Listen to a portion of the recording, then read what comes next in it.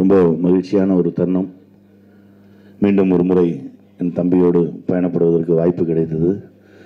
நான் விஐபி என் வாழ்க்கையவே மாற்றின ஒரு திரைப்படம். திரும்ப கூப்பிட்டா, அண்ணா இந்த மாதிரி பார்ட் 2 பண்ணுவோம் அப்படின்னு சொன்னோன்னே, பார்ட் 10 வரைக்கும் பண்ணுவோம், எடுத்துகிட்டே இருப்போம், வாங்க போவோம் அப்படின்னு சொல்லி பயணப்பட்டது தான் ரொம்ப ஒரு நல்ல பயணம். என் சகோதரி சௌந்தர்யா அவ்வளோ அழகாக கம்ஃபர்டபுளாக வச்சுருந்தாங்க. எல்லா ஆர்டிஸ்டையுமே அவ்வளோ நல்லா டைரக்ட் பண்ணாங்க. ரொம்ப சந்தோஷமாக இருந்தது.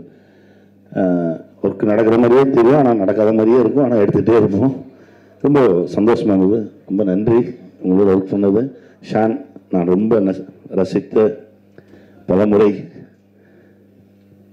ஒரு பாடல்களை கேட்டு என் படத்துக்கு மியூசிக் பண்ணுறீங்களான்னு கேட்டேன். சார் இல்லை சார், 2 படம் கமிட் பண்ணியிருக்கேன், அடுத்து உங்களுக்கு பண்ணுறேன் அப்படின்னு சொன்னார். அடுத்து பண்ணுவார்னு நினைக்கிறேன். அப்படி நான் ரசித்த ஒரு இசையமைப்பாளர். அவரோடு இருக்கிறது ரொம்ப சந்தோஷம். பிரசன்னா அன்றைக்கி தான் உங்களை பார்க்குறேன். ரொம்ப நல்லா பண்ணியிருக்கீங்க, ரொம்ப சந்தோஷமாக இருக்குங்க. தேங்க்யூ. கஜல் மேம் அவங்களோட ஒரே ஒரு ஷாட்டு தான் என்னை சேர்த்து வச்சு எடுத்தாங்க.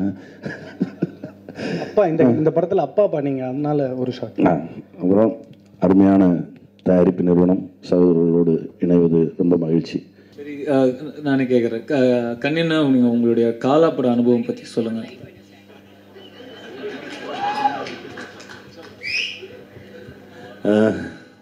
அதாவது சினிமாவுக்கு வந்ததுக்கு ஏதோ பண்ண மாதிரி ஒரு ஃபீலிங்.